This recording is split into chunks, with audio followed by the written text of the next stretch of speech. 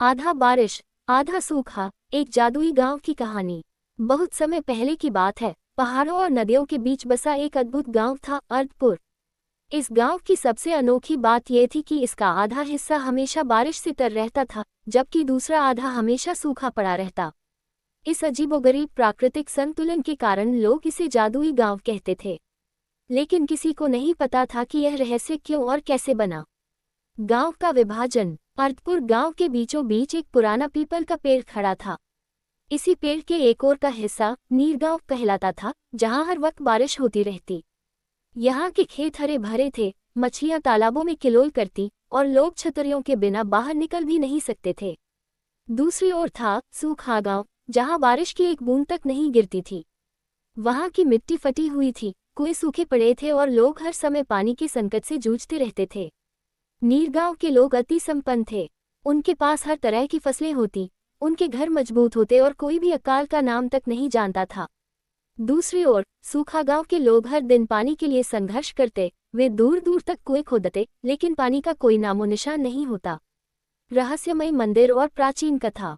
गांव के बड़े बुजुर्ग बताते थे कि सदियों पहले यहाँ एक ऋषि, महात्मा वरुणदेव, तपस्या किया करते थे।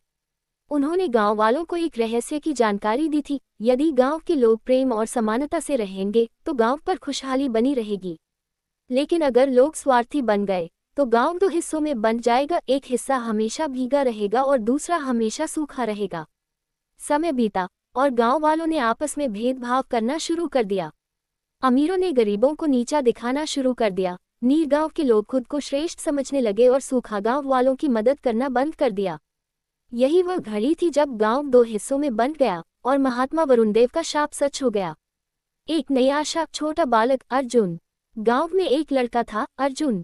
वह सूखा गांव में पैदा हुआ था, लेकिन उसका मन हमेशा ये सोचकर बेचैन रहता कि यह असमानता कब तक चलेगी। उसे विश्वास था कि इस रहस्य का कोई समाधान जरूर होगा। एक दिन उसने गांव के प्राचीन ग्रंथों में पढ़ा कि अगर कोई व्यक्ति निष्कपट भाव से दोनों गांवों को फिर से एक करने का प्रयास करेगा तो शाप समाप्त हो सकता है। अर्जुन ने गांव वालों को इकट्ठा किया और उनसे कहा, हम सभी एक ही गांव के लोग हैं। यह बारिश और सूखे की दीवार हमारी बनाई हुई है।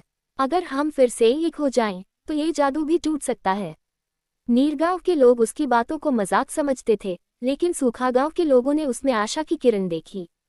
परख और परिवर्तन। अर्जुन ने एक योजना बनाई।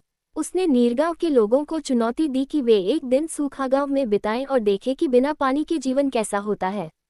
नीरगांव के सरपंच ने चुनौती स्वीकार की। अगले दिन जब नीरगांव के लोग सूखा गांव में गए तो उन्हें एहसास हुआ कि बिना पानी के जीवन कितना कठिन होता है। वहीं अर्जुन ने सूखा गांव के लोगों से कहा कि वे एक दिन नीरगांव में जाकर देखें कि वहां कितनी सुविधाएं हैं और कैसे सब संभव हुआ है। धीरे धीरे दोनों गांवों के लोग एक दूसरे की परेशानियों को समझने लगे। नीरगांव के लोगों ने तय किया कि वे अपने पानी और संसाधनों को सूखा गांव के साथ साझा करेंगे और सूखा गांव के लोग मेहनत कर नई तकनीकों से पानी संग्रह करने के तरीकों पर काम करेंगे।